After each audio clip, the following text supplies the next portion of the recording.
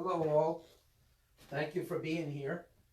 I am doing this live actually in the afternoon. I am looking forward to the time when I can have everybody here for the workshops and actually do the workshops in-house. But I do appreciate you guys taking the time to be here today and watch this video and make sure that you understand why it's so important to address some of the things that we address here in the office. One of the things is really being open to the subject of saying to myself, hey, what changes do I need to make? Am I open to, letting others know about the benefits of the chiropractic care that I'm receiving? Am I even open to exploring chiropractic? Invite people in to watch the videos, invite people to maybe come in and observe adjustments, which is not always for most people very, very, very good experience. However, gives them an idea of what's going on.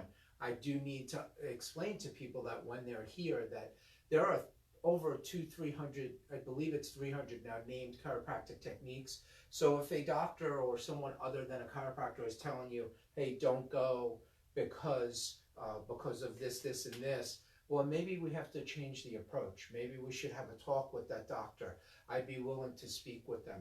So be open, be willing to learn, because what we do here, and if we start to change what we do here and our thinking, what will end up happening is that you will have a different outlook on your health, especially now as it's been over a year that COVID has gone through a lot of things, and people are getting shots, and people are not getting vaccination. It's very important to understand that in that whole realm, that the person that is the most important is you. You need to take care of yourself, regardless of the way you approach it and what your philosophies or thought processes are on it, and take care of you.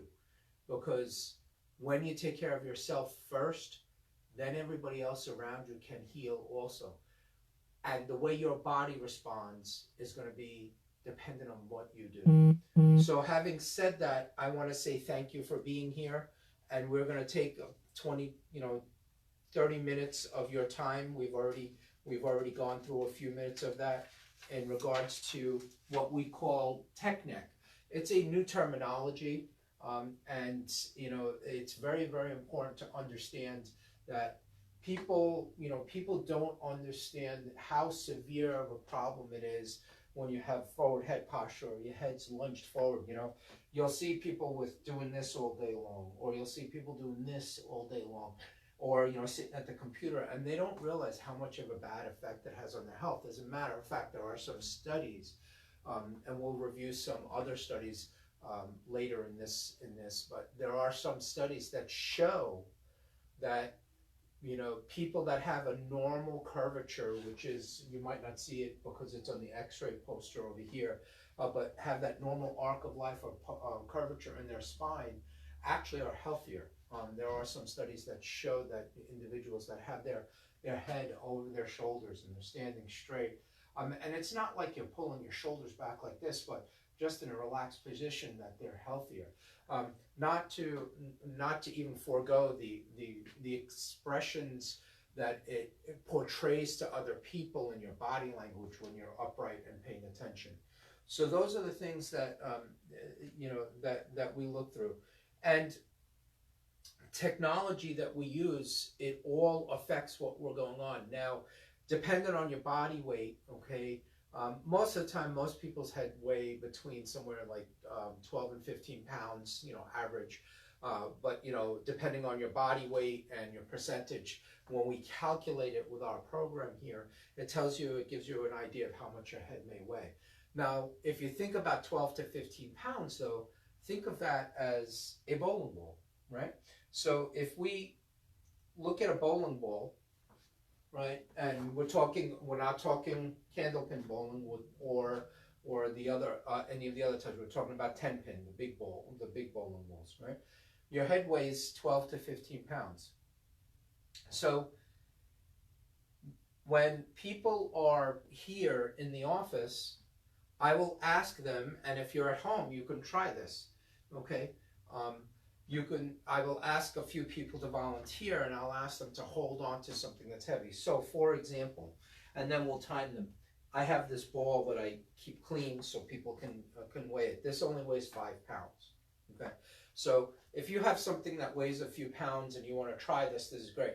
But when you're lifting or doing anything, right, if you're holding it like this, close to your body, it's really easy to do, okay? Very, very easy, very, very easy to do. So if we timed it, it would be, you know, I could probably hold this for maybe an hour or so before my arms really got tired, maybe even more, okay? However, if I was to take this and do this, okay, making believe that this is my head, this is only 5 pounds, and even better yet, doing this and holding this, okay, so if I was here, I could probably hold it for a long time. So everybody see that, so the head is above, you have the nice curvature here in the neck, and your body is naturally just holding it there. If I do this, how long do you think I could hold it there? Try it. Try it with something, even just holding it in your hand. And it doesn't matter how big you are, how strong you are. Okay, it could be someone, you know, my daughter is 5'2" and maybe weighs 110, you know, and then I outweigh her by a little over two times. But I could give her this ball, and if I had her hold this here, and I was holding it here, even right now, just in this few seconds, my arm is burning. So this is what you're doing to your neck, okay, on a daily basis when you are engaged, in those particular things that are going on with the structure here. So some published research that came out, there was a gentleman that he actually looked at the, you know, a research that was published. His name is Kenneth Hansraj. Hopefully I'm saying it right, okay? And he found that for every, and I have the actual med link for it, and this actual study was done in the surgical technology. So think about that. It wasn't even done to see if people could stay healthy. It was done to see how can they surgically correct things. So after the problem was already existed. Okay, so this is really, really forward, and what they wanted to do is, you know, they wanted cervical surgeons, you know, spinal surgeons, to understand reconstruction, but they were looking at what happens and the intensity of this, and the intensity of the change. Okay, you know, if you think of it, okay. I always use a bridge as an example when I have people come in and I explain things. And the bridge, when you have a bridge, what happens is, you know, if you have a bridge, it has muscles that are, you know, it has that central, you know, it has that central piece, but there's muscles and ligaments attached. That's like the cables on the bridge. So if I take this weighted head and put it here, now, and look at this, you see how it absorbs it? It actually can hold it, okay? And if I do this, though, it falls off. So you can just see, just from this simple structure, by holding it and curving it, it holds it pretty well. All right? And then if I just bend it forward, it falls off. This is only 5 pounds, and that's happening. And if you think of the bridge, if those cables are being stretched, what do you think is happening to the muscles and ligaments back here? What do you think that's happening to this and the curvature going forward and forward? So if you have your head weighing 15 pounds, and this is the estimates, and you'll have a 15-degree angle change and the head forward, that increases the recognition of your body, rather than just holding 15 pounds or 12 pounds upright, it increases it to 27 pounds. 30 degrees, it's 40 pounds. 45 degrees, it's 49 pounds. 60 degrees, it's 60. I mean, the pressure just dramatically improves. And it's an amazing, amazing thing, because, you know, if you think of a bridge, you know, there's millions of tons of weight that's supported by those cables. Okay, well, you know, on a daily basis, we are changing altering the structure in our neck, and it adversely affects our health. And when it comes from the medical standpoint, they're looking at this for surgical correction as opposed to teaching you how to take care of it before it becomes a problem. And that's what we do here. We're trying to teach you how to take care of it, make sure it doesn't get worse if you have things going on. So I always use myself as an example. And the reason I use myself as an example is because I have a healed compression fracture in my neck from an old football injury when I was like 13. And I had migraines for years, and nobody ever picked up on it. Nobody ever took x-rays of my neck except for a chiropractor. And the chiropractor showed me what was going on and said, okay, we got to do this. I now have a normal curvature in my neck, but the compression fracture, obviously I can't regrow the bone the way it was before. It will change a little bit because of the pressures, and that's a different subject altogether, but it's important. And also you need to feed it the proper nutrients so that the body can regenerate and re-stretch those muscles and ligaments and make sure that they're getting the proper nutrition that's going on in there. So those are the big things that we look at from there. And then if we look at signs of tech neck,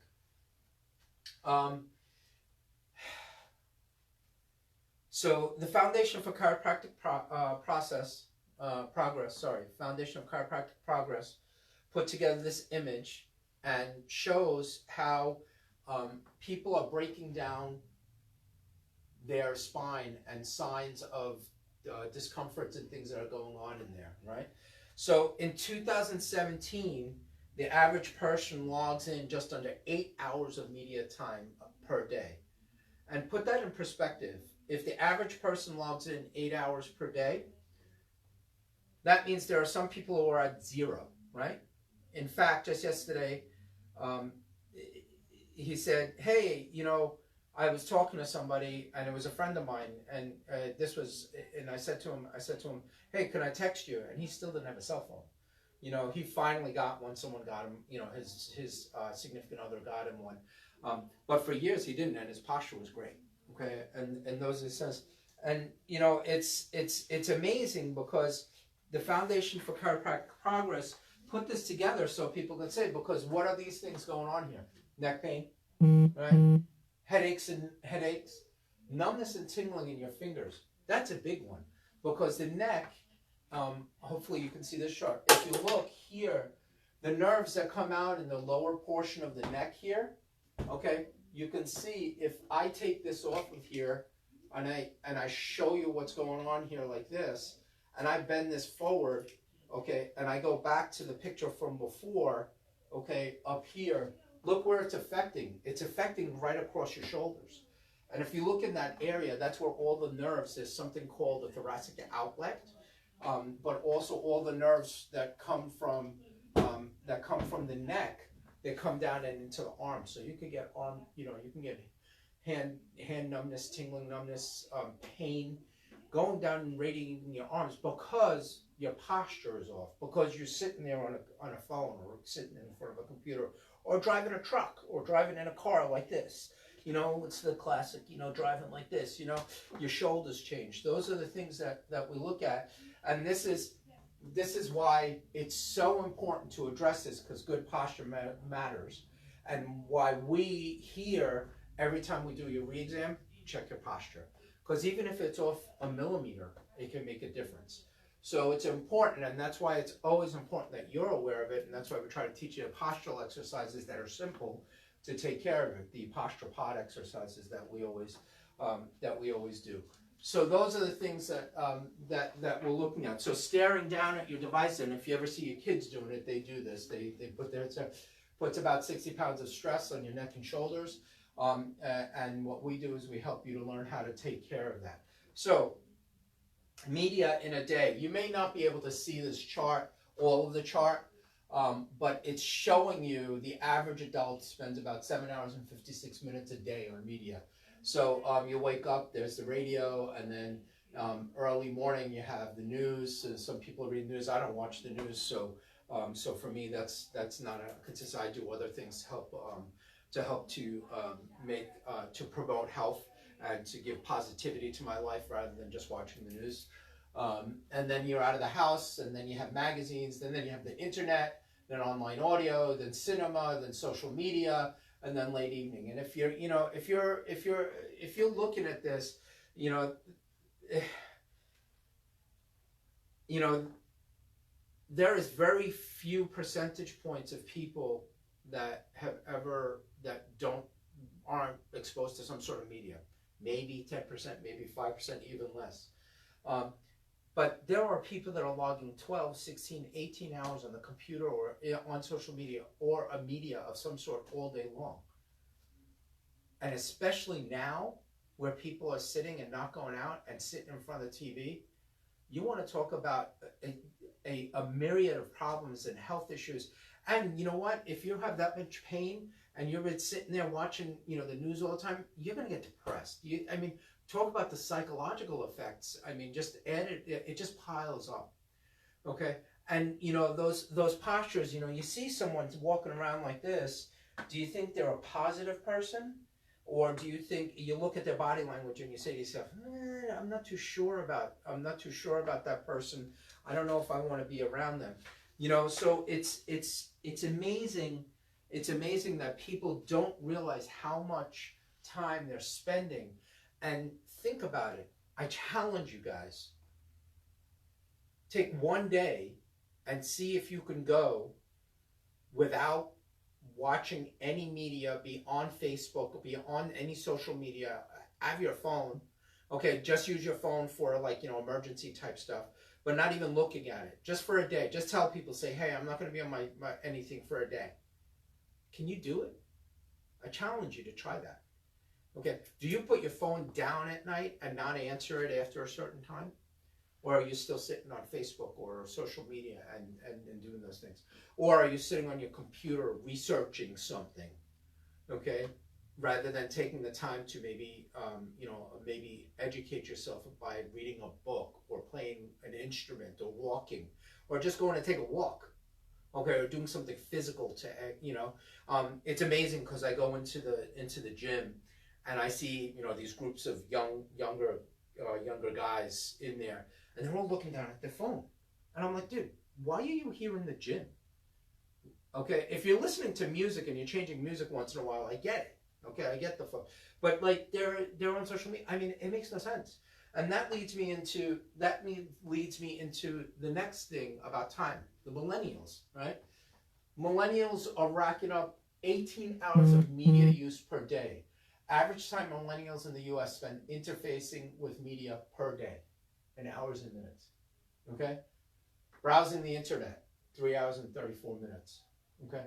Social networking, 3 hours and 12 minutes. And if I could encourage you, if any of you guys have Netflix, I'm not, like I said, I don't want you watching media and things of that nature, but there's a great movie on Netflix called Social Dilemma. Really good movie that sort of addresses some of this stuff. So it's something that you might want to take a look at. And obviously when you're sitting, make sure that you're sitting properly, not on a soft, mushy couch. Watching live TV, 2 hours and 19 minutes. Play video games, 1 hour and 47 minutes. I wish my daughter, I used to watch her and she used to sit on 1 hour and 47 minutes. That's nothing. That's an average. I know people that are on there 4, 5, 6 hours and then they game with other people, because they're, on the headsets.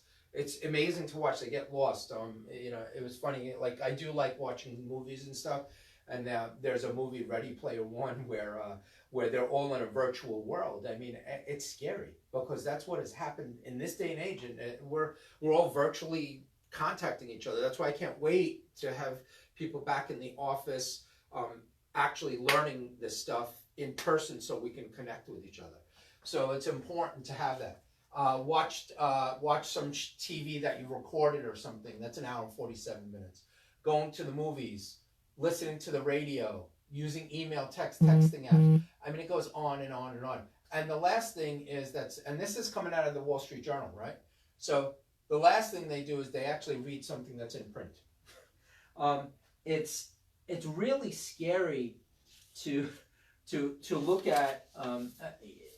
To look at that. I'm just looking at the studies that I have, and think that we've gotten away from reading. Like, I read now, and I use my phone to read my book. or an iPad. I used to, I like reading with paper. I like the feel of it. There's actually something to that. Or even journaling. There's something to doing that. There's a physiological sense of change, things that are going on. But I read on my phone because I read several books at a time, and depending on that day, depending on that day, like I wake up in the morning and I read 3 different versions of faith books. I read a page or 2 a day. During the day, during the night, I'll read my novel, my science fiction, fantasy stuff. During the day, I'll read research or books that have to do with research. So the thing is, it's hard to carry all that paper. So I do carry it on a phone, but I try to make sure that when I'm doing it properly. I never tell people to lay on their belly, but if you're reading in bed at night, lay on your stomach and read like this, so this way at least you're reintroducing the curve. If you're going to go watch a movie or watch a TV, make sure the TV's up a little bit so your head's up like this rather than, looking like this. I mean, there are so many little things that we go to, but it just amazes me that like print stuff and magazines and things of that nature, that stuff it's pretty much gone by the wayside. I mean, everybody is not really addressing that that much. So this is done by an orthopedic surgeon at Wake Forest Baptist Medical in Winston-Salem, North Carolina. They see the spine and overall skeletal structure, and I'm reading it because I haven't memorized what it says, being critical to a patient's functionality and their satisfaction with their life in healthcare. So what was I talking about at the beginning? Let's circle back to that.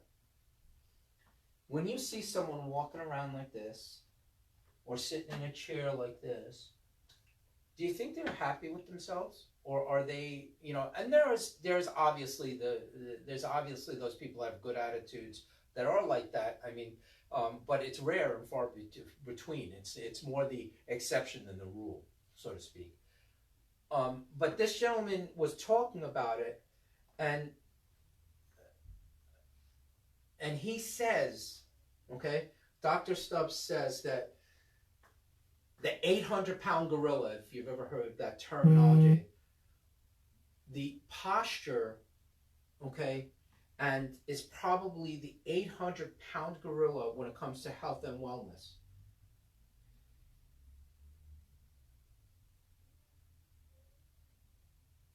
And what he says to people is, if someone has sick posture, they're a sick person. And people don't want to hear it. We say that to people here. Except we're not a surgeon. We can help without surgery. So it's important that you understand that there is a way to take care of it without surgery. Right? Wall Street Journal. How we hold our bodies while we interact with devices is very much under the control that we make. So if you're sitting reading a book, rather than doing this and laying it flat on the table, okay, and this is just a book, this is print, put your elbows on the table and hold it up so this way your arms aren't tired, okay, and even when you're looking at your phone, bring your head up, okay, and try to, because guess what will happen? You won't, if you're on a phone and you're sitting at a chair and you're holding it up like this, guess what's going to happen? Your arms are going to get tired and you're not going to want to do it as much. So that might be a way to, encourage you not to do it as much. But, the thing is, this way then your head is upright. And posture re-education is the key to decreasing the incidence of back, not up here, but lower back, shoulder and neck pain. People are like, why does this bother here? Because guess what? When you do this, wherever your head goes, your body follows. The question would be, who's your doctor of chiropractic? Who's the person that's actually helping you increase or improve your posture, right? Frequency of solutions. Set an alarm for 3-minute breaks every 15-20 minutes if you use some sort of device. So if you're sitting at something, and it doesn't mean you have to get up. Getting up is nice, getting up, every 5 minutes, every hour. But just take a moment, and they find people that do this are actually more productive. People are like, oh, well, I can't do that. I can't step away from my work. Yeah, you can. You take a moment, okay, do a stretch in your chair, okay, do a postural exercise in your chair, or do something to stretch out your shoulders, and then go back to it. Because what it does is it resets, because every 30 minutes or so, the muscles will fatigue, and you'll want to start falling into that positioning, right? And people are like, oh, that's hard, it's tiring to sit up straight. Well, yeah, there's a reason, because your muscles aren't used to it. You have to change positions, just like I was saying. Adjust the height of your screens, making sure that they need to be at eye level. So, like you see how the eye is here, it's sort of at the top of the screen, and you notice that it's angled so that they can see the shoulder, the angle of the arm should be between 90 and 120. So you don't want to be doing this. Okay, I see a lot of people doing this, really bad. It should be here, closer to your body. Okay, you don't want to be reaching out. You want to get everything that you're using close to your body. I do another workshop about ergonomics a long time ago that we talked about that. And then again, the 90 to 120 angle should be here in the lower back and at the knees. And then you have to make sure there's a chair that supports that. If you have a chair that's old and it's not going to support it, then you got to get rid of it. I actually use one of those chairs that have an exercise ball on it. And it really, when I first got it, my hips would hurt and stuff when I got up, and that's because my body wasn't used to sitting in without that. It wasn't used to using those muscles. So now I sit in it, and I sit very upright, and it makes a huge difference in my posture. It's not that chair is not for everybody, but you want to find something that will help you to achieve these things that are going on. If you have a headrest, on your chair, like some of these newer gaming chairs, I see them. Some of them are actually pretty good because they support the whole body. You have to make sure that you're looking at it, it's right for you. Because I'm, a 250 pound, 240 pound individual sitting in a chair. My daughter's 110 pounds, and she's a woman, so it's different. Okay, just physically we're different in the way we hold. So those are the things that we have to look at in support and things of that nature. And make sure you get your spines checked on a daily basis. I mean, Vitamin study showed that if you don't get your spine checked weekly, that within a week you can have scar tissue forming. And there's some studies that show within 3 days. So it's important. When you get checked, doesn't mean you're going to have to get adjusted, but most people, because of the lives we lead, need to get adjusted. And so this way we want to, the thing is, we want you to make a wise decision, And the thing is, we go in, when the pain is there. Okay, we go in, and then what do? They mutilate your body with surgery. Okay, say, oh, you need surgery, or they'll give you a shot or a medication. I was talking to my brother who just had knee surgery. God bless him. I wish you well, Al. That he was telling me that he's not taking as much of the Percocet as they said they were. And it's interesting because he and I, we grew up together. And when I had my hernia surgery, I didn't take as much of the pain meds either. And he goes, Sam, if I take the medication, I'm not going to feel my knee, and I'm going to start doing things and getting up, and I might damage it. I goes, I have to use my knee, and I'm doing the physical therapy, but he goes, I take it when I start feeling it. But he understands that it's a process, and the process takes to get there, to get healthy, is to let your body feel what's going on. However, when you start feeling pain, that's really the tail end of something. You need to make sure that you're getting it checked beforehand, so that if you do have something like that happen, that your body heals quicker. That process goes for anything that goes on, okay?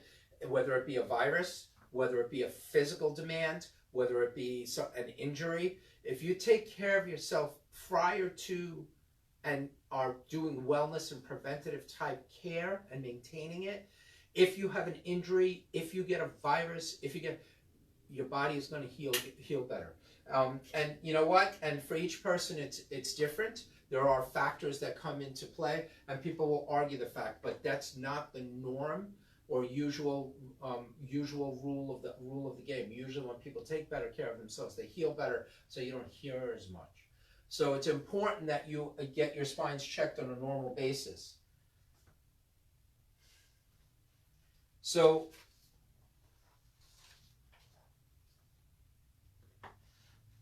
are you doing any of these things? Walking, riding a bicycle, getting out?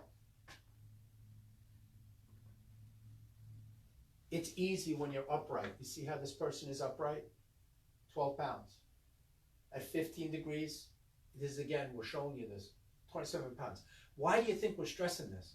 Because look at the difference.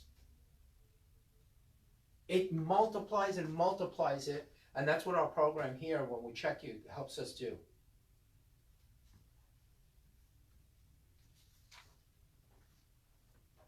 So what are you guys going to do? Who are you going to tell?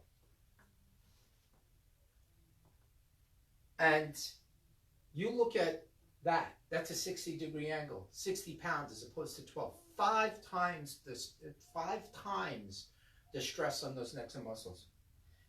Who is it that you're concerned about, including yourself, that needs to get this checked and make sure that they are at least aware of it?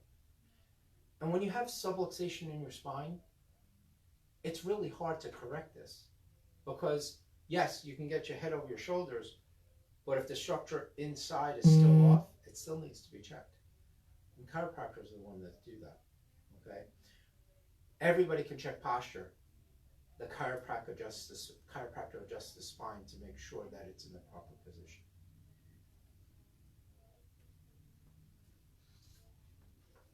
Who are you going to invite? Who are you going to tell that doesn't know what you know? You should be writing those names down as we speak. If anybody wants any reference studies, I have them. You guys, I'm asking you for your help to get this information out there. I need your help. I can't do this all on my own. And coming down here to the main area in Loudon Road, moving from Boscawen, I see it all the time down here and people driving around. We need to let people know. I am hoping that I see you here in the office and that you're bringing friends and inviting them to watch these videos. I thank you for your time. You have a great day. And if there are any questions, you can put them on the Facebook page. It takes me a while to get to them because I'm not on it that much. But I will try to answer any questions. But if you have if you've done this, please fill out the survey questionnaire, and we can go from there. And we'll put the link in the comments in a minute.